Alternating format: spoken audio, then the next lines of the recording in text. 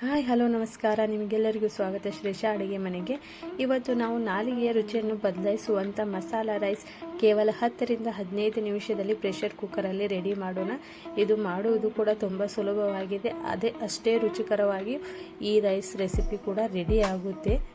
ಇದನ್ನು ಯಾರು ಬೇಕಾದರೂ ತುಂಬ ಕಡಿಮೆ ಸಮಯದಲ್ಲಿ ತುಂಬ ಸುಲಭವಾಗಿ ರೆಡಿ ಮಾಡಬಹುದು. ಹಾಗಾದರೆ ನಡೀರಿ ನೋಡೋಣ ಈ ರೆಸಿಪಿ ಯಾವ ರೀತಿ ರೆಡಿ ಆಗುತ್ತೆ ಅಂತ. ಎಲ್ಲಕ್ಕಿಂತ ಮೊದಲಾಗಿ ನಾವು ಇಲ್ಲಿ ಜೀರಾ ರೈಸ್ನ ಯೂಸ್ ಮಾಡ್ತಾ ಇದ್ದೇನೆ. ಇಲ್ಲಿ ಪರ್ಫೆಕ್ಟ್ ಮೆಜರ್ಮೆಂಟ್ನಿಂದ ನೀವು ಈ ರೈಸ್ ಮಾಡಿದರೆ ಇದು ಪರ್ಫೆಕ್ಟಾಗಿ ಉದುರಾಗಿ ಅಷ್ಟೇ ಟೇಸ್ಟಿ ಕೂಡ ಈ ರೈಸ್ ಕೂಡ ಆಗುತ್ತೆ. ಇಲ್ಲಿ ನೋಡಿ, ಎಲ್ಲಕ್ಕಿಂತ ಮೊದಲಾಗಿ 2 ಗ್ಲಾಸ್ದಷ್ಟು ಜೀರಾ ರೈಸ್ನ ತೆಗೆದುಕೊಂಡಿದ್ದೇನೆ. ಇದನ್ನು ಚೆನ್ನಾಗಿ ನಾವು ವಾಶ್ ಮಾಡಬೇಕಾಗುತ್ತದೆ.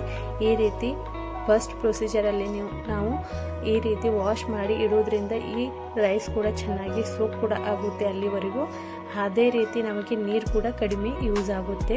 ಇಲ್ಲಿ ನೋಡಿ, ರೈಸ್ ಅಲ್ಲಿವರೆಗೂ ಸೋಕ್ ಆಗುತ್ತೆ. ಇವಾಗ ನಾವು ಒಂದು ಪ್ರೆಷರ್ ಕುಕ್ಕರ್ನ ತೆಗೆದುಕೊಳ್ಳೋಣ. ಅದರಲ್ಲಿ ನಾವು 1/2 ಕಪ್ದಷ್ಟು ಆಯಿಲ್ನ ತೆಗೆದುಕೊಳ್ಬೇಕಾಗುತ್ತದೆ. ಇಲ್ಲಿ ಕೆಲವೊಂದು ಮಸಾಲೆಗಳನ್ನು ನಾನು ಯೂಸ್ ಮಾಡ್ತಾ ಇದ್ದೀನಿ. ಇಲ್ಲಿ ಜೀರಿಗೆ, ಲವಂಗ ಹಾಗೂ ದಾಲ್ಚಿನ್ನಿ, ಮಸಾಲ ಏಲಕ್ಕಿ ಒಂದನ್ನು ಯೂಸ್ ಮಾಡ್ತಾ ಇದ್ದೇನೆ.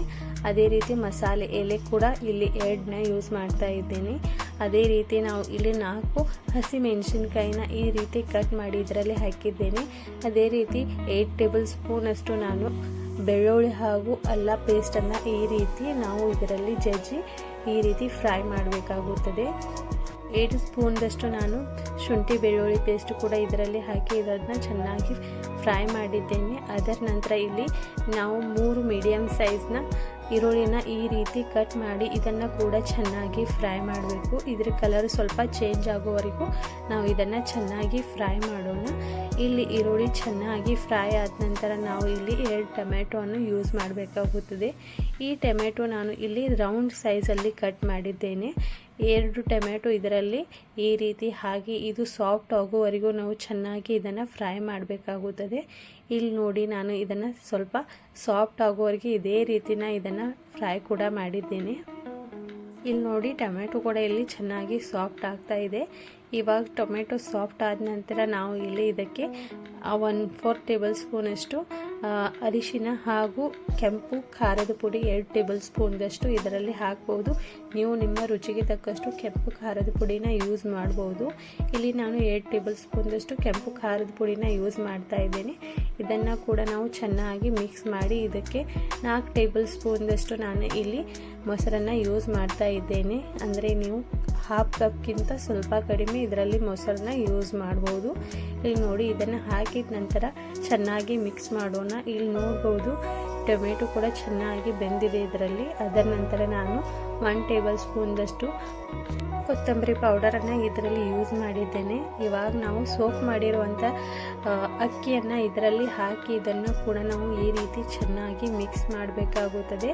ಇಲ್ಲಿ ನೋಡಿ, ಈ ರೀತಿ ನಾವು ಇದನ್ನು ಎಲ್ಲ ಚೆನ್ನಾಗಿ ಮಿಕ್ಸ್ ಮಾಡಿದ ನಂತರ ಇದರಲ್ಲಿ ನಾವು ಕೊತ್ತಂಬರಿಯನ್ನು ಸಣ್ಣಾಗಿ ಕಟ್ ಮಾಡಬೇಕು. ಇದು 1/2 ಕಪ್ದಷ್ಟು ಕೊತ್ತಂಬರಿ ಇದೆ. ಇದರ ನಂತರ ನಾವು ಇದಕ್ಕೆ ಉಪ್ಪನ್ನು ರುಚಿಗೆ ತಕ್ಕಷ್ಟು ಹಾಕಬೇಕು. ಇದನ್ನು ನೋಡಿ, ಇಲ್ಲಿ ನಾನು 1.5 ಸ್ಪೂನ್ದಷ್ಟು ಉಪ್ಪನ್ನು ಹಾಕಿ ಇದನ್ನು ಕೂಡ ಚೆನ್ನಾಗಿ ಮಿಕ್ಸ್ ಮಾಡ್ತಾ ಇದ್ದೇನೆ. ಇದರ ನಂತರ ನಾವು ಇದಕ್ಕೆ 1/2 ಲೆಮನನ್ನು ಯೂಸ್ ಮಾಡಬೇಕು. ಅಂದರೆ ಲಿಂಬೆಕಾಯಿನ ಅರ್ಧ ಯೂಸ್ ಮಾಡೋದ್ರಿಂದ ಈ ರೈಸ್ ಉದುರಾಗಿ ಹಾಗೆ ತುಂಬ ಚೆನ್ನಾಗಿ ಆಗುತ್ತೆ. ಅದಕ್ಕೋಸ್ಕರ ಲಿಂಬೆಕಾಯಿನ ಹಾಕಿ ಹಾಗೂ ಅದರ ಸಿಪ್ಪೆ ಕೂಡ ಇದರಲ್ಲಿ ಇದೇ ರೀತಿ ಹಾಕಬೇಕಾಗುತ್ತದೆ. ಇದು ಹಾಕೋದ್ರಿಂದ ರೈಸ್ ತುಂಬಾ ಚೆನ್ನಾಗಿ ಉದುರಾಗಿ ಆಗುತ್ತೆ. ಅದಕ್ಕೋಸ್ಕರ ಇದರ ಸಿಪ್ಪೆ ಹಾಕೋದನ್ನು ನೀವು ಮರಿಬೇಡಿ. ಇದರ ನಂತರ ನೋಡಿ, ಇಲ್ಲಿ ನಾನು 2 ಗ್ಲಾಸ್ದಷ್ಟು ರೈಸನ್ನು ತೆಗೆದುಕೊಂಡಿದ್ದೆ. 5 ಗ್ಲಾಸ್ದಷ್ಟು ನಾವು ಇಲ್ಲಿ ನೀರನ್ನು ತೆಗೆದುಕೊಳ್ಬೇಕಾಗುತ್ತದೆ. ಯಾಕಂದರೆ 1 ಗ್ಲಾಸ್ ರೈಸ್ಗೆ ನಾವು 2.5 ಗ್ಲಾಸ್ದಷ್ಟು ನೀರನ್ನು ಯೂಸ್ ಮಾಡಬೇಕಾಗುತ್ತದೆ. ಇಲ್ಲಿ ಟೋಟಲಿ ನಾನು 5 ಗ್ಲಾಸ್ದಷ್ಟು ನೀರನ್ನು ಯೂಸ್ ಮಾಡಿ ಇಲ್ಲಿ 3 ರಿಂದ 4 ವಿಜಲ್ನ ತೆಗೆದಿದ್ದೇನೆ. ಇಲ್ಲಿ ಚೆನ್ನಾಗಿ ರೈಸ್ ಇಲ್ಲಿ ಬೆಂದಿದೆ. ಇವಾಗ ನಾವು ಇದನ್ನು ಓಪನ್ ಮಾಡೋಣ.